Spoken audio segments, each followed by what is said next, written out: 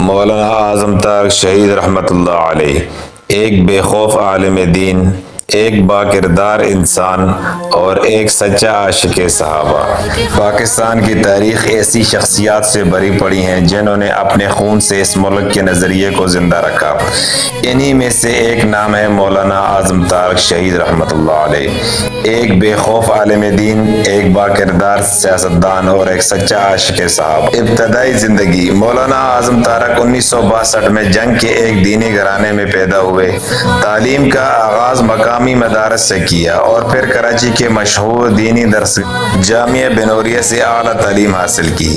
کم عمری سے ہی ان کی آواز میں وہ جرأت اور تاثیر تھی کہ ہزاروں لوگ ان کی تقاریر سے متاثر ہوئے۔ سیاست میں قدم: انہوں نے صرف مسجد اور مدرسے تک محدود رہنے کے بجائے عملی میدان میں قدم رکھا۔ وہ رکن قومی اسمبلی منتخب ہوئے اور ایوان میں بیٹھ کر نہ صرف فرقہ واریت کے خلاف بات کی بلکہ اہل سنت کے حقوق اور ختم نبوت کے تحفظ کے لیے ڈٹ کے کھڑے ہوئے۔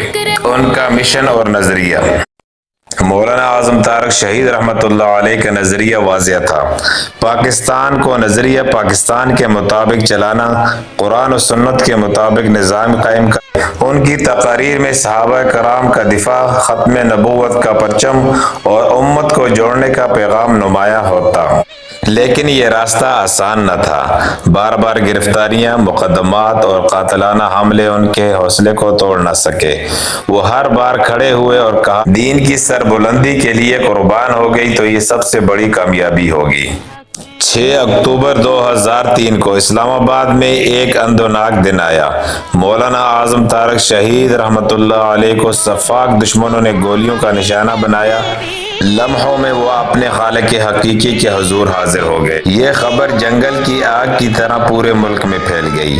لاکھوں لوگ سڑکوں پر نکل آئے، آنکھیں اشکبار تھیں، دل بوجھل تھے۔ مولانا کی شہادت نے یہ پیغام دیا کہ سچ کی راہ میں چلنے والا کبھی نہیں مرتا۔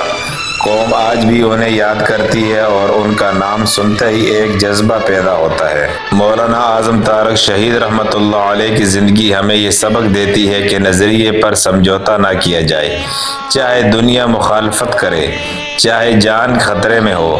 اصل کامیابی یہ ہے کہ اپنے مقصد پر ڈٹ جاؤ، کیونکہ شہید مرتا نہیں، وہ ہمیشہ زندہ رہتا ہے۔